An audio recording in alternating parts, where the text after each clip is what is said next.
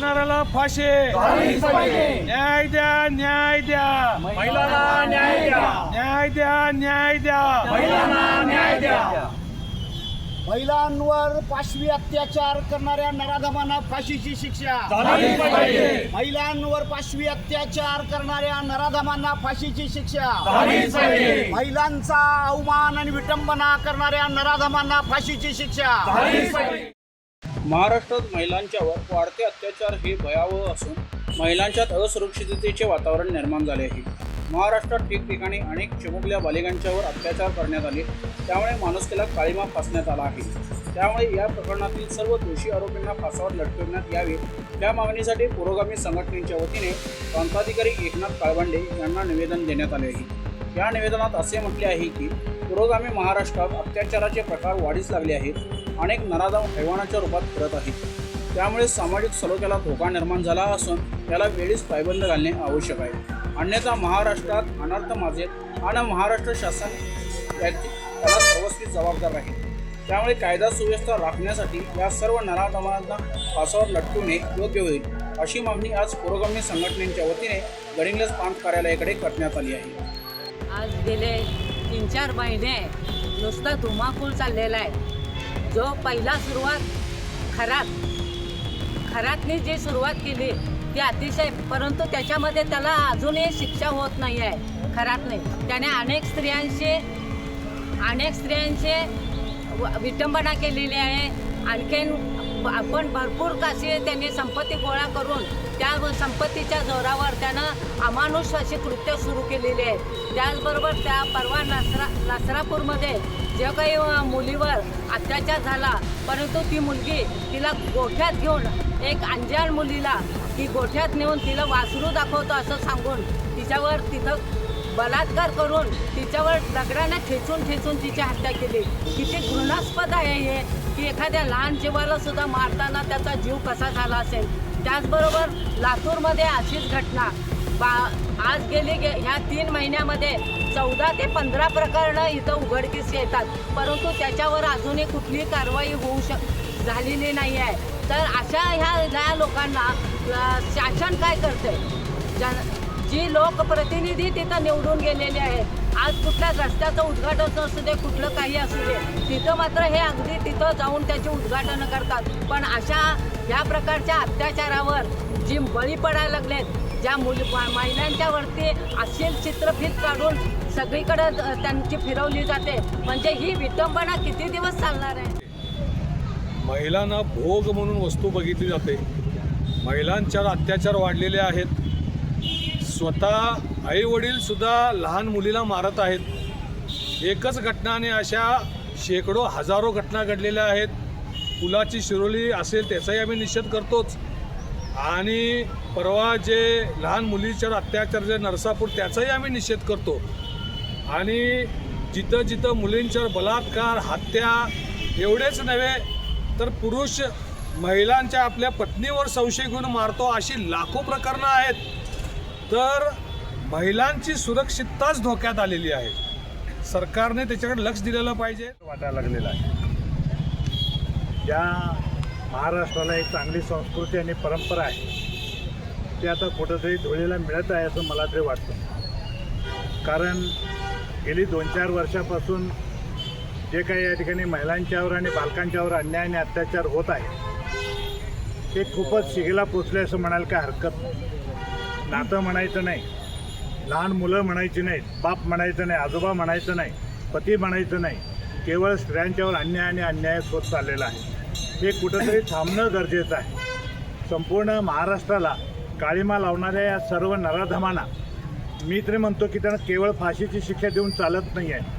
त्यांना भर चौकामध्ये फटके मारून ज्या पद्धतीनं त्या मुलीचा हाल करून तो मारलेला आहे त्या पद्धतीनं समाजाकडं त्याला द्यावं आणि समाजाने त्याचा हाल करून त्याची शिक्षा त्याला भोगायला लावावं अशी मला दिवसातील महाराष्ट्र राज्याच्या इतिहासामध्ये न घडणाऱ्या घडलेल्या अशा अनेक गोष्टींना समोर आपण गेलेलो आहे.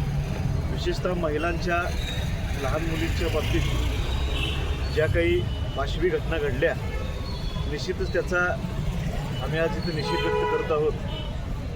त्याचबरोबर त्या पाशवी घटनांचा अन्वयार्थ कुठल्या तरी धार्मिक गोष्टींना जोडून अत्यंत खालच्या दर्जाचं राजकारण करू पडणाऱ्या मनोवृत्तीचा देखील आम्ही इथं निषेध करत आहोत.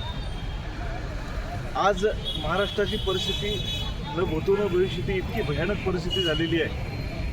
आज आपल्या मुलीबाळींना आपण घराच्या बाहेर सोडायचं की नाही हा विचार करायची वेळ पालकांच्यावर आलेली आहे.